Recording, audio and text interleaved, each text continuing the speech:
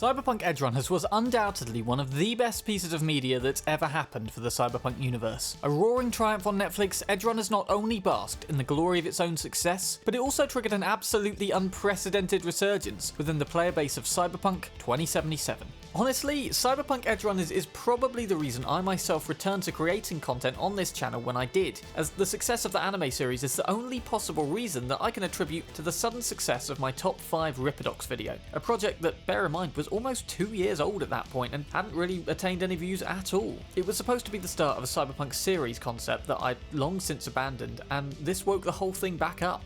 With all this in mind, I think it's safe to say that both CD Projekt Red and the team specifically behind Edgerunners, Studio Trigger, would be utter fools to not capitalise on the success of Edgerunners with yet more anime series set in the same world. Both the massive strength and problem here, however, is the sheer breadth and depth of this brilliant cyberpunk universe which has been continually developed over several decades. Questions such as where a next show would be set, whether it should specifically tie into Edgerunners, and just whom it should revolve around are all things I've seen crop up time and again. That's why today I'm breaking down 5 of the top ideas both I and many other active members of the Cyberpunk fanbase think could make for excellent spin-offs to Cyberpunk Edgerunners. Let's get into it. Coming in at number 1, Morgan Blackhand is a name whom I'm sure even just casual players of Cyberpunk 2077 will recognise. He's a massive character within the main bulk of the Cyberpunk lore and probably most famously the arch nemesis of Adam Smasher. He also of course famously has a black cybernetic arm, hence the name Morgan Blackhand. By the year 2077, Morgan would be over 100 years old, having served in a Spec Ops Cyber Soldier unit back in the 1980s. That is, if Blackhand is still alive in Cyberpunk 2077. In the Afterlife bar, he noticeably doesn't have a drink named after him, a tradition for deceased legends in Night City. Who else can I drink here? All on the menu. Except there's a spot missing. Morgan Blackhand, right? It's true. Morgan's yet to make up his mind if he's dead or still kicking. Nobody knows what happened to him. Think he's still alive? It's been years. Why not? Look at Rogue. Peaks from that era, a species unto themselves. He was last seen fighting Adam Smasher back in 2023 during the assault on Arasaka Tower, which we see from Johnny Silverhand's perspective in the game. After the nuke goes off, Blackhand's fate is left unknown, though it's safe to say that if Adam Smasher was able to survive the blast, no doubt Morgan Blackhand did too. Anyway, as exciting as what exactly Morgan got up to after the assault on Arasaka Tower would be, that's not where I'd choose to start a series based around him, at least not for a season 1. Instead, I'd go right back to the beginnings of Blackhand's story, with his enlistment to the military back in the 1980s and the subsequent results of that. Not only would this build the audience's connection with Morgan Blackhand from the ground up, it would also grant the audience insight into what the world of Cyberpunk was like back in the 1980s. Come on, it's no secret that the 80s is a very popular and cherished era in the modern media, and whilst I haven't been alive long enough to experience them firsthand, I'm still old enough to notice that Back to the Future is still a widely beloved trilogy of movies, and more recently Stranger Things, set back in the 80s, has been a roaring success on Netflix for the past 6 years. Those are just 2 examples. There are many more. All that considered, a Cyberpunk series set back in the 1980s would undoubtedly work as a safe bet for a Cyberpunk spin-off, and provide some brilliant lore expansion too. During this time, Morgan Blackhand's first taste of being a brilliant leader came when the commander of his Cyber Soldier unit went full Cyber Psycho during a Spec Ops mission, thus providing Morgan the ability to step up to the leading role in order to deal with the situation. Now, whilst being a great origin story, this could also provide insight into the attitude people had towards cyberpsychosis, back when it was a fresh and widely unknown condition. That in and of itself could be an excellent sideline focus of this 1980s series, focusing on Morgan Blackhand and chronicling the world's gradual development into what we see in Cyberpunk 2077. And that would be it for a Series 1, to be honest. I think showing Morgan's character development through a series of Spec Ops missions featuring much more primitive cybernetic technology could be a great setting to develop the history of Cyberpunk. Future series could of course delve into Morgan's life after the military. We know from the lore that he struggled for a bit on the streets for a while, eventually got recruited as a merc, and from then on went on to complete a number of highly prestigious gigs. For example, he rescued Kerry Eurodyne once after he was kidnapped, and also served within the secondary strike team during the assault on Arasaka Tower with Johnny Silverhand, as I mentioned earlier. Another notable thing about Morgan Blackhand is he's notorious for not killing anyone.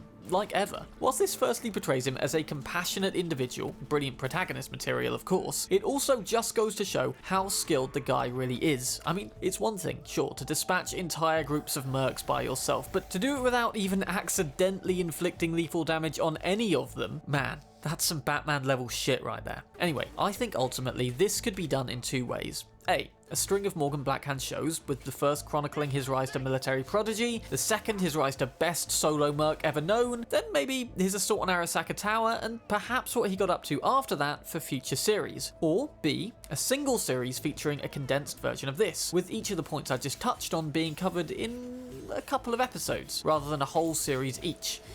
Let me know your preference in the comments down below. Moving on to number 2.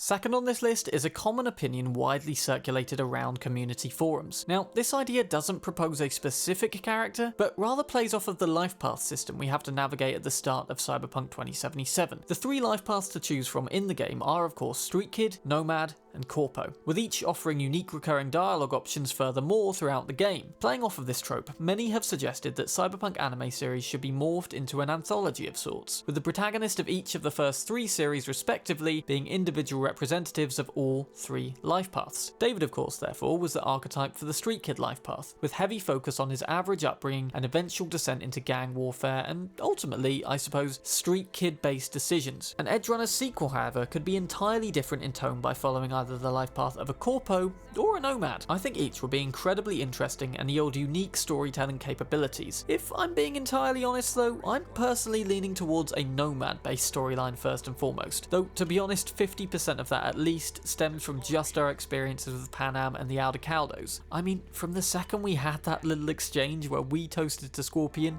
and she toasted back to Jackie, I've been a little bit in love, and I think a full anime series with a heavy focus on these nomadic tribes could be a great opportunity to portray Night City from an outsider perspective. That being said, I was also a Corpo on my first playthrough, and whilst those guys may seem to have really boring day jobs, it'd sure be a great window into the high society of Cyberpunk's corporate world. If they were to continue with younger protagonists for these shows, I think an up-and-coming Corpo with a lot of promise but a desperate urge to prove themselves could be a cool idea to run with here. We could get a nice insight into the hidden atrocities which take place within the corporate world, and perhaps our protagonist's journey could be a test of how much they're willing to turn a blind eye to evil in order to keep their high status position. Back to the Nomad idea though, I think for this, I'd use the opportunity to show the audience Night City through fresh eyes. Eyes that say had been travelling all their life and never known the bustling lifestyle of a big city. The complete lack of personal connection, as thousands of different faces pass you every day with not a hope of ever getting to know a single one of them. This story would be a fish out of water scenario, almost like the Crocodile Dundee movies, only completely and utterly tonally different of course. Certainly not a comedy, though if the protagonist's unfamiliarity with city living provided for some humorous moments, that wouldn't necessarily be a bad thing, I suppose. A great way I think this series could go would be to chronicle the gradual downfall of our Nomad hero. We begin with a Nomad utterly devoted to protecting their family, and only venturing into Night City in order to further this cause. Whether they need more eddies or just supplies, it doesn't matter. As they spend longer in the city, we begin to see a gradual change in our character's perspective. They become fixated on the grind to the top, which seems to dominate Night City's populace. Dabbling in the day-to-day affairs of gangs, our protagonist begins to form all sorts of unsavory connections. Eventually, they begin to install cyberware and become dependent on the literal and metaphysical addictive substances of Night City. Abandoning their nomadic family further and further, our protagonist either comes to a tragic end or finally has a last-minute cliche realization that nothing is more important than family. At number 3, this is an idea pitched on a poll I did recently asking about future Edgerunner protagonists. Thank you to Happy Ninja 42 for the initial idea. It's a series revolving around Trauma Team. For those who don't know, Trauma Team is essentially the ambulance service of Cyberpunk, and a highly effective one at that. Their promised response time to an incident is 7 minutes or less, with the Trauma Team arriving in style on board a flying AV-4A vehicle. Each Trauma Team is comprised of a pilot, a co-pilot who mans a Gatling gun on the front, 2 security specialists who man machine guns on either side side door, as well as 2 emergency medical technicians, 1 lead and 1 assistant, who obviously tend the wounded client. Trauma team therefore are pretty well equipped to come to your rescue even if you're in the middle of a firefight. Oh, and did I mention the fees? Well, the basic package starts at $500 a month, plus an additional $100 per minute of trauma team's time if they have to come and rescue you, as well as fuel and ammo costs. The high priority coverage package, which lowers the response time down to between 3 to 5 minutes, costs a whopping $34,000 per month. Ammunition and fuel costs are covered this time, but the client still has to pay for any personal or equipment damage suffered in the rescue. This package is therefore a minimum of $408,000 per year. But it gets worse. Oh yes, it gets even worse than that. What if I told you that the stats I just shared were pulled from the Cyberpunk universe in 2020? That's right, we don't actually have specific figures for trauma team costs in 2077. It hasn't been touched on anywhere in game, though if I were to guess, I imagine it is significantly higher than the figures I just shared due to the 57 years of inflation for starters. This company is known for its incredibly cold attitude, reserving its services only for paying members and never ever ever having the compassion to help out injured and dying casualties who haven't subscribed to their service. We see this in the Edgerunners series, of course, which I won't go into detail on so as to avoid spoilers, but well, if you know, you know. Anyway, now that you know a bit more about Trauma Team, back to the series I had in mind. This show would be a 7 or 8 part series following a 6-man trauma team on their day-to-day jobs within Night City. It'd be kind of like one of those ambulance shows, only of course a lot more twisted and dystopian, and action-packed of course, with callouts ranging from having to deal with philosophical dilemmas with an obviously cold-hearted and inhumane demeanour, to wading into action-packed out-and-out firefights. Each of the first 6 episodes would switch primary focus between each of the 6 Trauma Team members, allowing the audience to build up a personal connection with everyone, though of course each character would still feature a great deal in every episode. Throughout the show, the characters would obviously be faced with a number of moral conundrums, with all employing different ways to deal with dying civilians who don't have a Trauma Team membership, or perhaps even ones that do, but maybe due to a software malfunction, their clearance doesn't process properly. We'd see the torment the Trauma Team members are subjected to as every day they have to place their own job above the lives of countless innocents caught in the crossfire who can't afford Trauma Team membership. This show could go a number of ways, but ultimately, I'd have the final 1 or 2 episodes involve a member of Trauma Team finally snapping for one reason or another and going against protocol to help out a non-Trauma Team member, perhaps a child or some such. I know it sounds a little cliche, but honestly, moral conundrums are something the world of Cyberpunk does really well, and by having a character directly oppose the status quo, it'd be interesting to see the disastrous fallout this action has on their lives, perhaps giving further insight into just how every member of Trauma Team appears so ruthless and cold.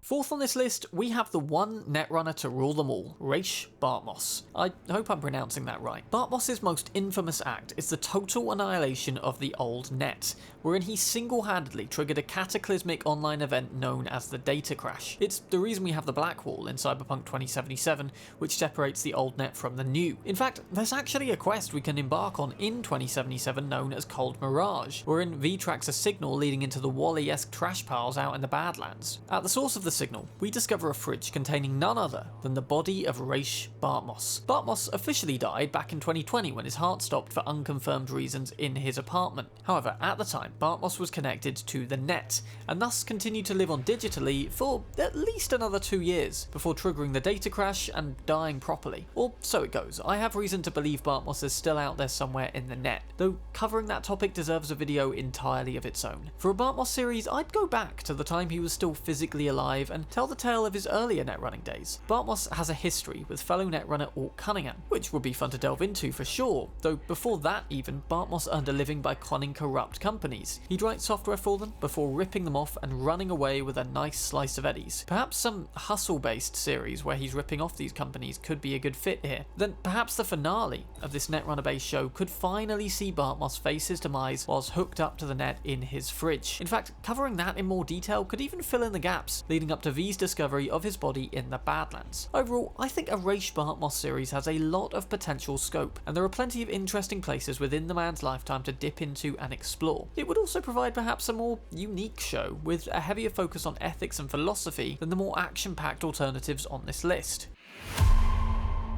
Before I cover the fifth and final idea for a Cyberpunk spin-off series, I'd first like to discuss a few honourable mentions. These are ideas which I've seen others express interest in, and whilst I think they could also make for good series, I personally believe they would come with a few caveats. Still, despite that fact, I believe they're still worthy of some discussion in this video. When I put out my poll asking who the best protagonist for a future Cyberpunk anime would be, an interesting 9% voted for Adam Smasher. That's a good 300 people at least right there picking Adam Smasher over Morgan Blackhand, who did himself, to be fair, win the largest proportion of 37%. Now, whilst I think Adam Sandler's backstory would be a pretty interesting one, as well as no doubt packed to the brim with psychotic gratuitous violence and gore, I wonder a little bit about how much the audience would be able to relate to Adam as a protagonist.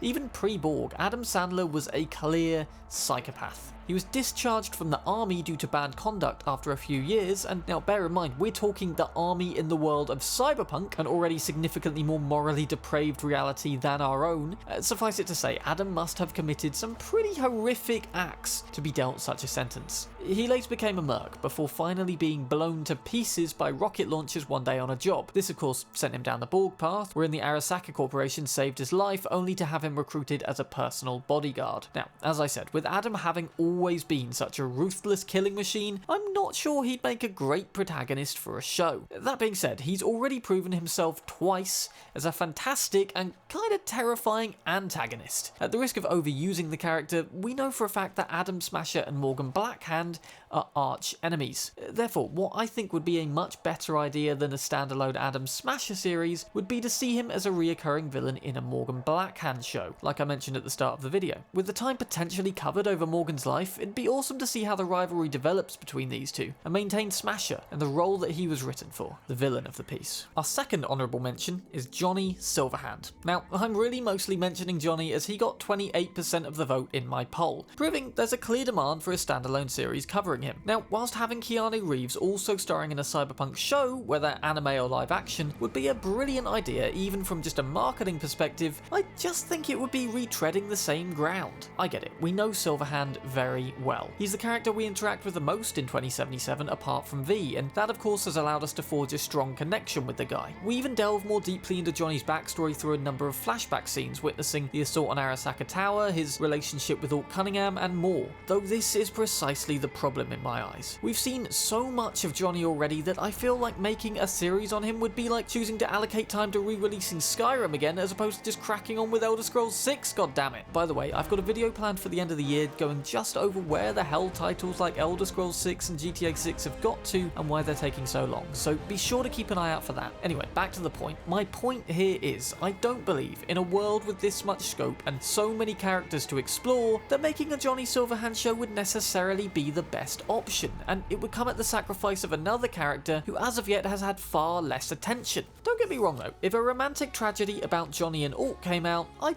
still definitely be watching it. And you know what, it would probably drain my tear ducts of all moisture by the end. Anyway, let's finally get on to the actual number 5 of this list, shall we?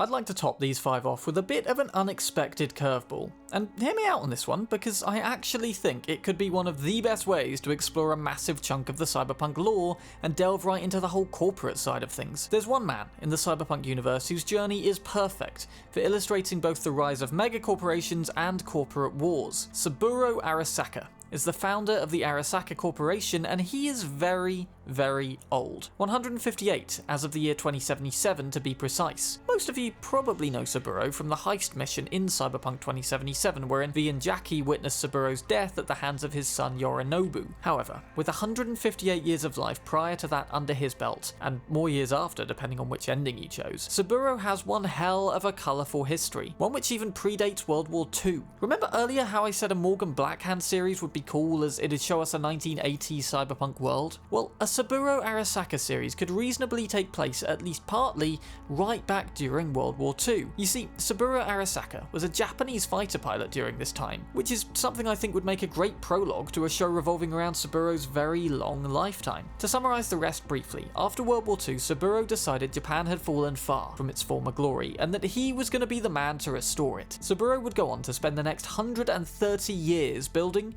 consolidating and further managing what would eventually become the gigantic Arasaka megacorporation we know in Cyberpunk 2077. He got married 3 times, had 3 children, waged corporate wars, was personally responsible for the kidnapping of Alt Cunningham and death of Johnny Silverhand, and just generally led a long and extraordinary life. I think a Saburo-centric series could not only explore the character behind the man who would eventually come to be known as the Emperor, but also chronicle the means by which the world split away from the future we know today, instead becoming the cybernetic hellscape seen within cyberpunk media. By kicking off during World War II, we'd have a whole lot of time to see all the major changes and developments that take place in this timeline. One little thing, problem, niggle, tiny bit I want to address here is that in current media, Saburo isn't exactly portrayed as a hero archetype, and thus may suffer from the same issues I addressed for Adam Smasher earlier, a lack of relatability and empathy as a protagonist. However, I think in this case, Saburo has significantly more scope to develop a well-rounded character than a cyborg who simply loves killing. Hell, with 158 years to play around in, who knows how many personality changes and character arcs the guy could eventually undergo. I think overall, if CD Projekt Red and Studio Trigger wanted to explore the deeper history of the Cyberpunk 2077 world, then Saburo Arasaka and his long old lifetime would be the perfect vessel to do so.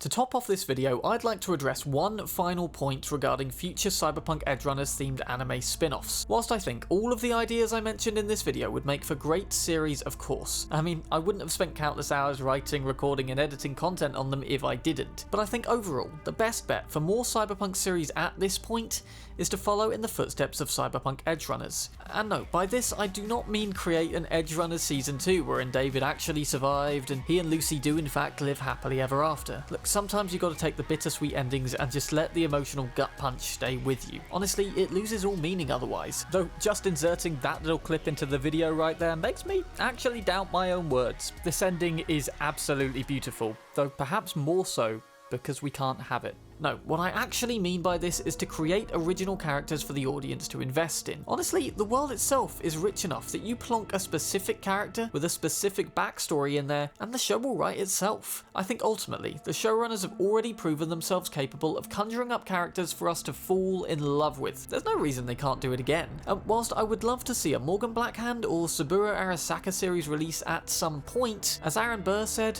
I'm willing to wait for it. And in the meantime, enjoy watching CDPR and Studio Trigger consolidate their repertoire of badass original characters for us to watch and ultimately make character build videos around. Either way, after the success of Edgerunners, I am convinced that Cyberpunk anime will return before long in some form. Come on, it'd be stupid not to capitalise on that success yet again, and I can't wait to see what route it takes. Let me know in the comments down below your favourite Cyberpunk series idea from this list. And hell, if you have an original one not mentioned here that you think would be really cool, feel free to bring it up. I'm constantly noting down new ideas I hear around the internet as inspiration for future videos. So who knows, suggest yours and it may end up featured in another video at some point. This video might get a follow-up provided it's a reasonable success, and don't worry, I've already got Wayland Boa Boa noted down for that. I know several people have mentioned him, and whilst I couldn't fit a full-length piece on him in this video, I haven't forgotten him. Fear not. As always, if you enjoyed this video, be sure to leave a like, as it'll help the channel out a whole bunch, and most importantly, let me know that you're interested in seeing more content like this. Finally, if you're new around here and want to stay up to date on Cyberpunk and other RPGs, such as those produced by Bethesda, then be sure to hit that subscribe button and notification bell to stay up to date on all my future videos. Thanks so much for watching to the end. I really appreciate you taking the time to listen to what I guess is my longest video yet. Damn. Anyway, I'm Sam Brown, you guys are awesome, and I'll see you in another video.